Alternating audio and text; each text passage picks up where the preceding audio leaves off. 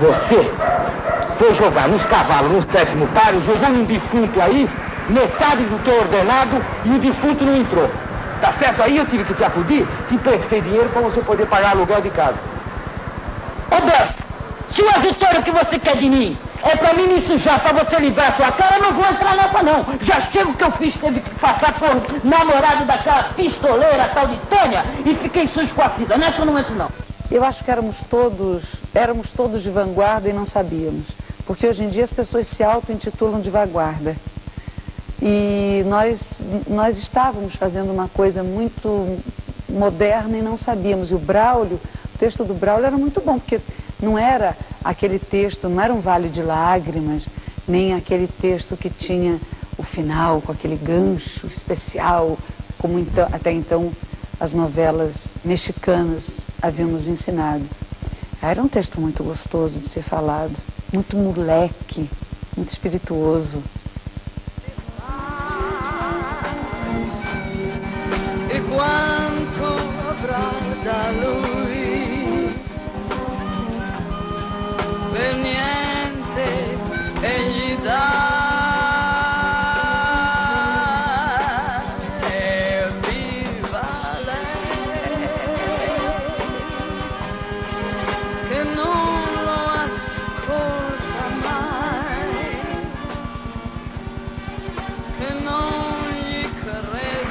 Aspetta, senta, io vuoi vedere un poco la fontana e ritorno pronto? Prego, faccia come se fosse a casa sua, io vai. Casa mia, a última vez que eu fui nessa esqueci o almoço.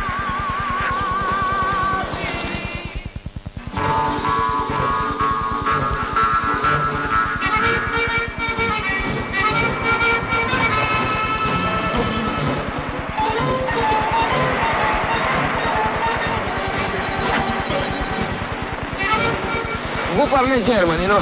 Certo, I see Fontana di Trevi. After I go to comprare something for my mother. Cosa rapida, 2 minuti, certo, Just a moment. Va bene.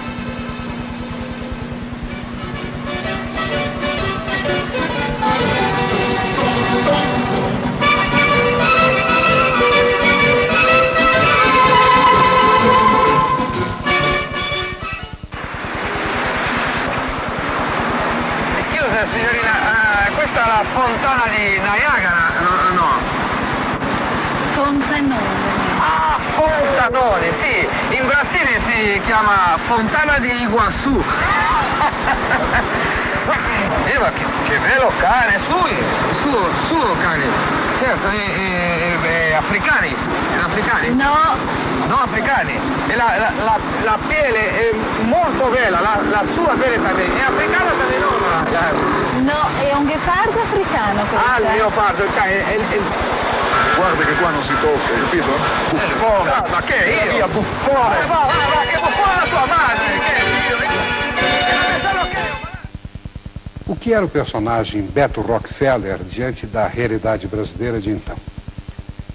Em primeiro lugar, eu acho que a novela Beto Rockefeller, como uma forma, era completamente distinta daquele esquema de novela muito baseada no dramalhão mexicano, em que os personagens já eram previsíveis desde o início, em que se sabia definir claramente quem era o bem, quem era o mal, quem era o mocinho, quem era a mocinha, quem era o pai malvado ou a mãe malvada e assim por diante, todos os papéis pré-definidos e pré-estabelecidos.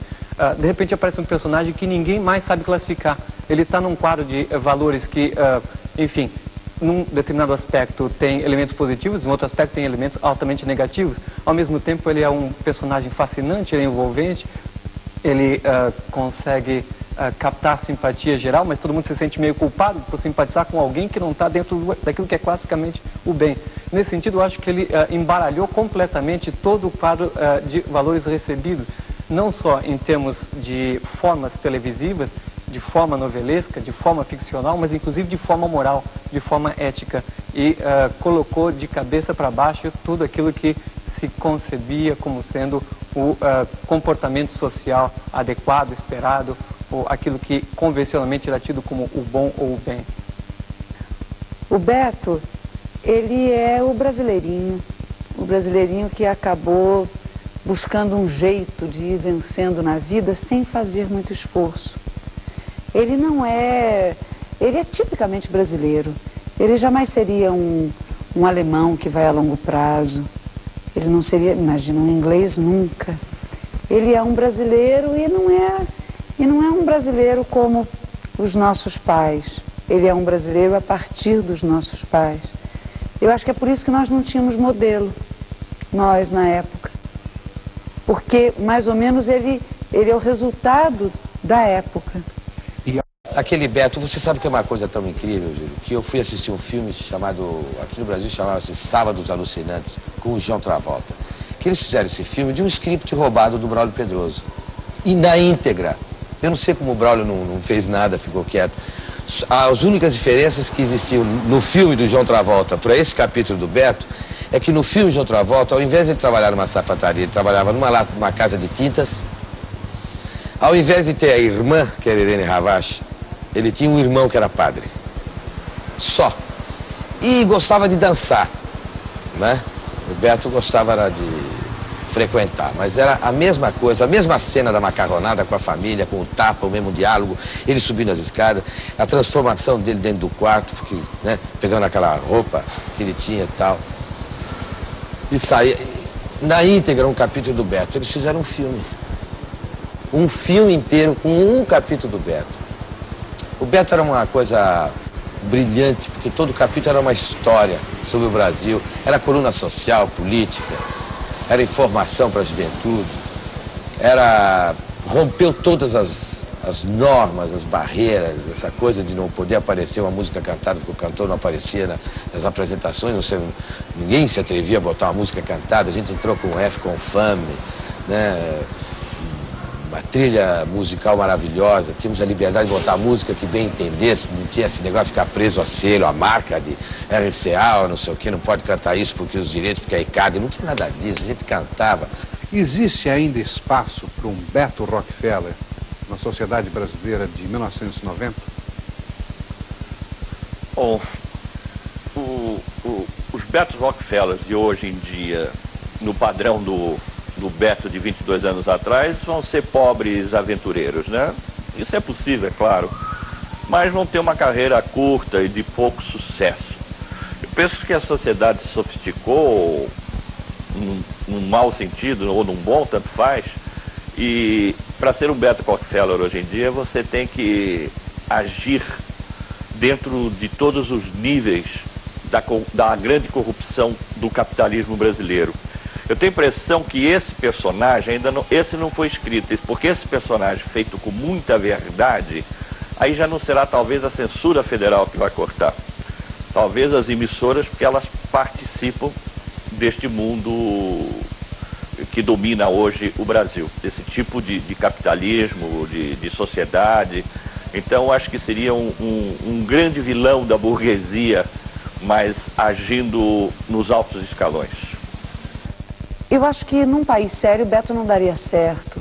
Portanto, ele teria muitas chances de dar certo no Brasil, claro. Porque nós conhecemos na vida vários Betos. Ou seja, aquele sujeito que não apostou no estudo, não apostou na tradição, mas apostou no jeitinho, apostou na lábia. E ele, durante algum tempo, dá certo. Se, neste tempo que ele vai dando certo, ele tem um chamado insight, ele vê, bom, eu agora preciso de um alicerce para isso tudo, aí ele vai procurar ou fazer uma faculdade mais tarde, ou tomar jeito na vida, entre aspas. Mas se ele continua o espertinho, eu acho que agora, 1990, ele começaria um declínio.